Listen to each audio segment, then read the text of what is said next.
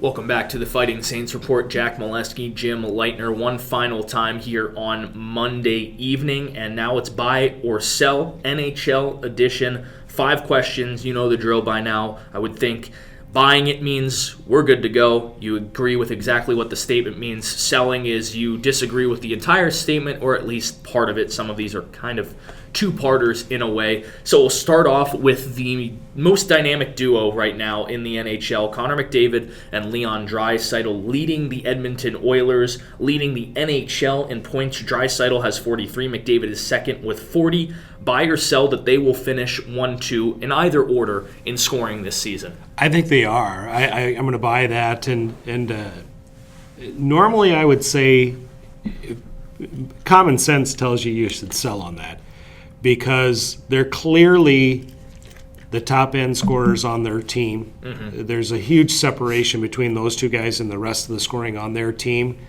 And at some point you would figure that teams would figure that out and they would completely game plan against it. Mm-hmm. But those two guys seem to be immune to game plans. Yeah. And they're putting up a huge amount of points right now. So that being said, I mean, logic tells me that I should be selling, but the way they're playing and the way they're defying logic makes me want to buy. Yeah, there's nothing common or logical about the two of those guys, and I agree with you. I think they're immune to game plans. Right now it reminds me of how Sidney Crosby and Evgeny Malkin tore up the league for about 10 years straight when they were younger in their careers. And Draisaitl, I think, Malkin got lost in the shadow of Crosby, but he was a top 10 player for every single season that he was with him. Now you might argue that they're not because of their advanced age. I think Crosby's still a top 10 player. Malkin maybe is on the fringe there. But Draisaitl and McDavid's very similar to me, because Draisaitl is as good as anyone in the NHL right now, but he'll always be overshadowed a little bit by Connor McDavid. But I 100% buy. I think they're both 120-plus points this season, and it's just it's mind-boggling that you can know that they're the guys that are going to beat you, and they'll still beat you every night. I saw a goal last week where it wasn't a breakaway or anything, but I can't remember who they were playing, but McDavid just used his speed to just blow by a defenseman, go in and score, create his own breakaway out of nothing. Yep. And it seemed like, it really kind of felt like when you watch a youth hockey game, yeah. whereas there's that one kid who's just so much more advanced than everybody else. When you get you don't have that in the NHL. But you don't have guys. You shouldn't have that in the NHL, where guys are that much better, that much faster. But McDavid is. He glides faster than a lot of people skate. It's unbelievable. 2 steps and he's a gone. big knee injury too. Yep. Doesn't seem like it. No. Another dynamic duo, probably number 2 on the list in terms of pairings in the NHL, and that's Brad Marchand and David Pastrnak for the Boston Bruins. Right now, Pasta has 17 goals in 20 games, Marchand with 13 goals in 20 games. Do both of them get to 40-plus goals this season, buy or sell? I'm going to sell on that. I think that's a little bit too lofty. Maybe 30, in that 30 range I see those guys going, but 40, although they're on pace for closer to 40, I see 30 as more realistic. I think Pasta gets to 40. I don't see Marchand getting to 40. Marchand's going to be a point-per-game player, but on that line where you have Bergeron is kind of the glue, and then Pastrnak is the trigger man, Marchand is more of the playmaker. I think he just falls back into that role a little bit more. I agree, 30-plus for Marchand, but 40-plus for Pastrnak. Just 2 40-plus goal scorers on the same line is really tough to do, but they'll both be over a point per game.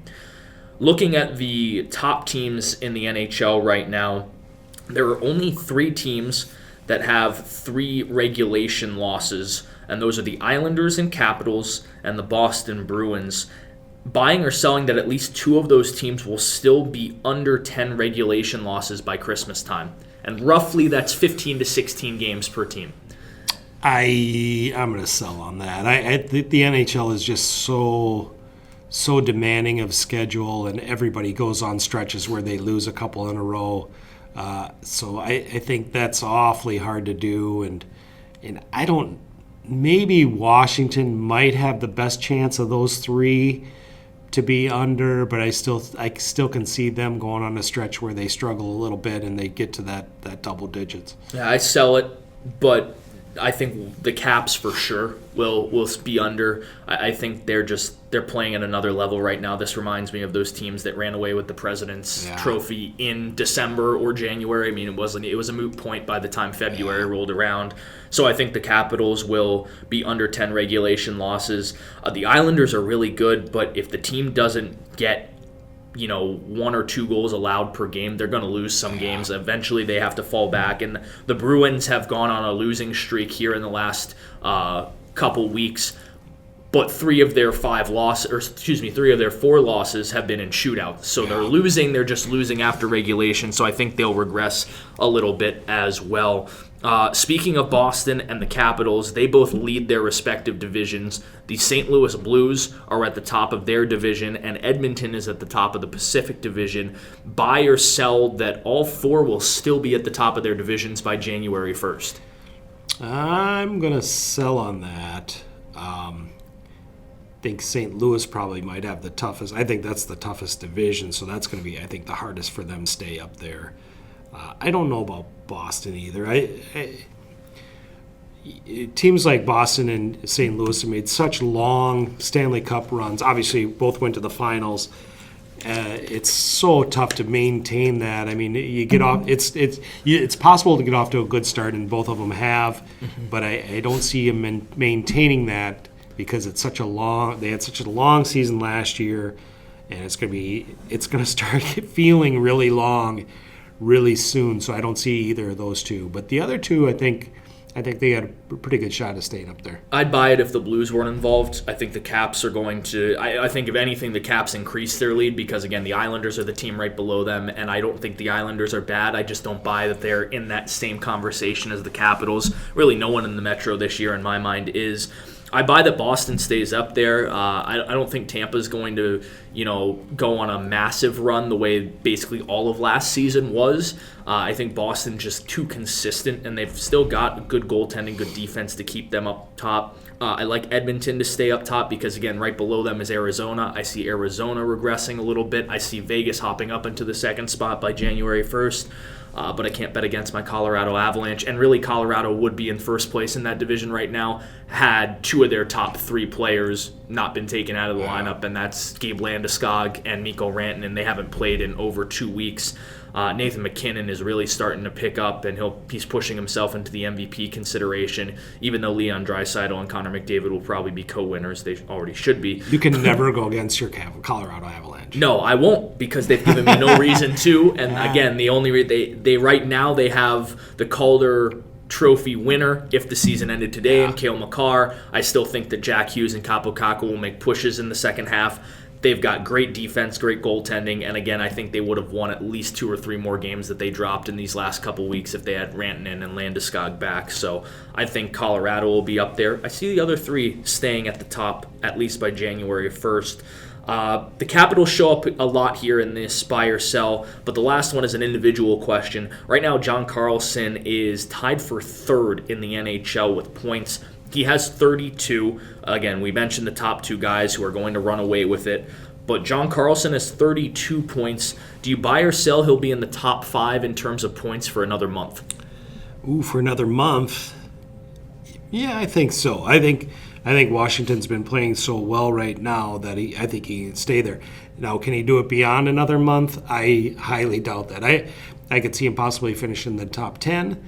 Maybe top 15 throughout the whole season, but they're on a nice. They've been winning a lot of hockey games, scoring a lot of goals, so I can see him staying there for a month. But beyond that, probably not. Yeah, the guy's right behind him. He has 32 points. McKinnon has 29. Matthews has 27. Kane has 26. I mean, those are all elite talents that are going to probably get. I think McKinnon will pass him within another month. I think Carlson probably slots in at 5, but I'll buy that he's in the top 5, and largely because it's the same reason why I buy that Alex Ovechkin would score 30 goals every season until he retires. That Capitals power play just produces points for those top guys. With Carlson at the point, if he's the guy that passes it to the near wing and Kuznetsov throws it cross ice to Ovi, or he just passes it straight to Ovi and Ovi scores the goal, you're getting assists on assists on assists with that power play. It's nice to get points like that, secondary assists where all you have to do is you don't even have to make a nice pass. You just get rid of the puck and give it to Ovi, and it's going to be in the back of the net before you can blink. Much like you said with McDavid and Draisaitl, you can game plan for them and you still can't stop them. It's the same thing with the Capitals power play. Ovi's going to shoot from that corner, and I've likened it a lot to Mariano Rivera's cutter in baseball. You know it's coming, you still can't stop it. It's harder than Mariano's. I mean, Mariano has a little bit more control on it than a slat. I don't know how these guys have such pinpoint accuracy on these one-timers. I mean, I've kind of tried to do it, and it's so hard. I mean, obviously they work at it very hard, but there are so many variables. I don't know how they can be so accurate on one-timers as they are. Yeah, Ovi's incredible. The Caps are off to a great start, and that's all the time we have for our show. Another good edition of NHL Buy or Sell, and hopefully another 2 good games for the Fighting Saints. There really hasn't been a bad game this season for Dubuque. Competitive in every single one. They are 10-2-1. Waterloo Friday, 7:05 puck drop. And then I believe the Des Moines game on Saturday is 6 o'clock. I think it is. I think they do their Saturday games at 6:05 in Des Moines. So for the Fighting Saints, that means home a little bit earlier after the Saturday game. Interesting matchup there against the Buccaneers, and we'll see how everything shakes out for the Fighting Saints this weekend. For Jim Leitner, I'm Jack Milewski signing off. We'll talk to you next Monday.